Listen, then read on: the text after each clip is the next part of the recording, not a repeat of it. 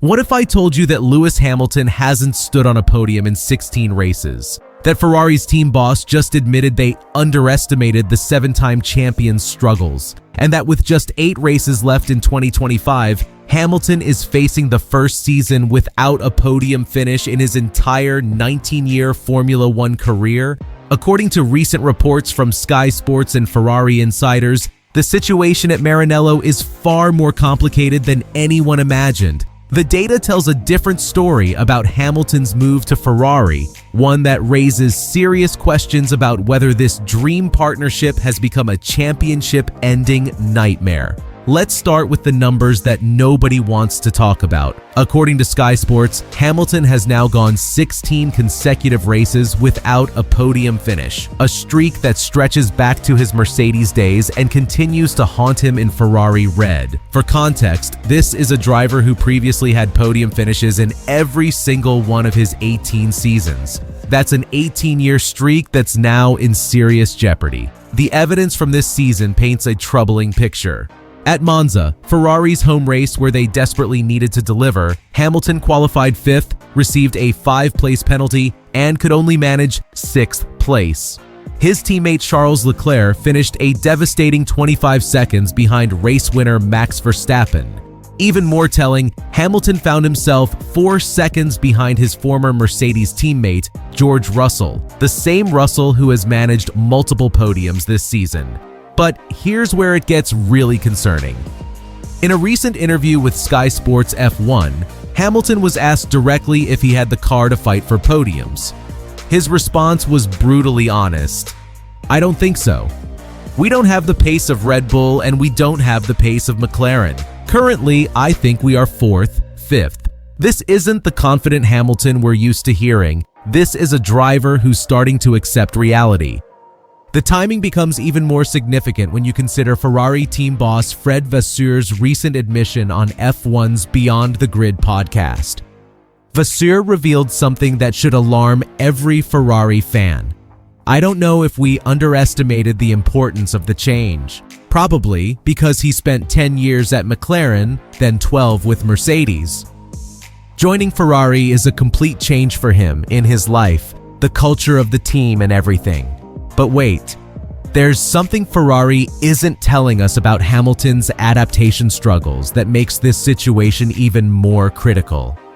Initially, you might think this is just about Hamilton needing time to adapt to a new car. After all, switching teams after 12 years at Mercedes would challenge any driver. Vasseur even suggests that 3 winter testing days weren't enough for such a massive transition. But the evidence points to something much deeper. According to the Sky Sports report, Ferrari hasn't won a single race since last October's Mexico City Grand Prix. That's almost a full year without victory. They remain the only one of F1's leading 4 teams without a Grand Prix win in 2025, despite sitting second in the Constructors' Championship.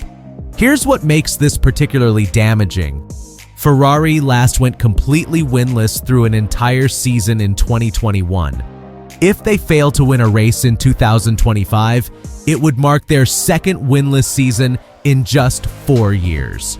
For a team that hired Hamilton specifically to end their championship drought, this represents a catastrophic failure of strategy. The technical data reveals even more concerning trends. At the recent Italian Grand Prix, Hamilton said he felt on top of the car during the race, yet still finished 25 seconds behind the winner. If that's Hamilton at his best in the current Ferrari, what does it say about the car's fundamental performance ceiling? And here's the part that should worry every Ferrari fan: the calendar is working against them.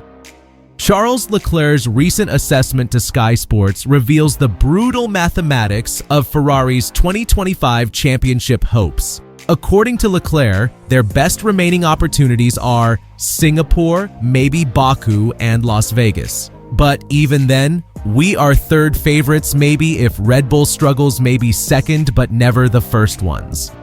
Let's break down what this actually means. With 8 races remaining, Ferrari has identified just 3 circuits where they might be competitive. That's 3 potential opportunities out of 8 remaining races. Even worse, Leclerc admits they'd be third favorites at best, meaning they'd need both Red Bull and McLaren to struggle simultaneously. The Azerbaijan Grand Prix this weekend becomes absolutely crucial in this context. According to Vasseur, we are historically always in a good shape in Baku, and Leclerc has claimed the last 4 pole positions there. If Hamilton can't secure a podium at one of Ferrari's strongest tracks, it raises serious questions about whether he'll achieve one at all this season. But here's the most revealing detail from the Sky Sports interview. When asked about his podium prospects, Hamilton said, "If we do an exceptional job, we can maybe get a podium here and there." Notice the language, exceptional job and maybe. This isn't a driver confident in his machinery. This is someone managing expectations for what might be impossible. The weather forecast for Azerbaijan offers a glimmer of hope, with conditions expected to be largely dry throughout the weekend. Friday shows a 40% chance of rain, Saturday drops to 40%, and Sunday's race day sits at just 20%. These stable conditions should favor Ferrari's traditional strength at the Baku City circuit. But even if Hamilton breaks his podium drought this weekend, there's a bigger question that nobody's asking. The implications extend far beyond Hamilton's personal statistics. According to the Sky Sports analysis, Ferrari currently holds a 20-point advantage over third-placed Mercedes and a 41-point lead over fourth-placed Red Bull in the Constructors' Championship. However, McLaren sits so far ahead that they could clinch the Constructors' title if results go their way this Sunday in Baku. Think about what this means for Hamilton's legacy. He left Mercedes, a team that had given him 6 of his 7 championships, specifically to help Ferrari end their title drought. Instead, he's potentially witnessing McLaren secure the Constructors' Championship while he struggles to even reach the podium. Vasseur remains publicly confident, telling media that Hamilton will do it, and referencing his ability to fight with Russell at recent races. But the team boss also admits they're now focused on finishing second in the championship rather than challenging for wins. That's not the conversation Ferrari expected to be having when they signed the 7-time world champion. The broader F1 landscape makes Ferrari's situation even more precarious. With McLaren dominating and Red Bull showing renewed pace, Ferrari's window for both race wins and Hamilton's podium breakthrough is rapidly closing. The remaining calendar doesn't favor their car's characteristics, and development resources are already shifting toward 2026's new regulations. From Hamilton's perspective, the psychological impact could be devastating. As Vasseur noted, the expectation was huge when Hamilton joined Ferrari. The longer this podium drought continues, the more it undermines the confidence and momentum that has defined his career. So here's what we'll be watching this weekend in Baku. Can Hamilton finally break his 16-race podium drought at a track where Ferrari has historically been strong?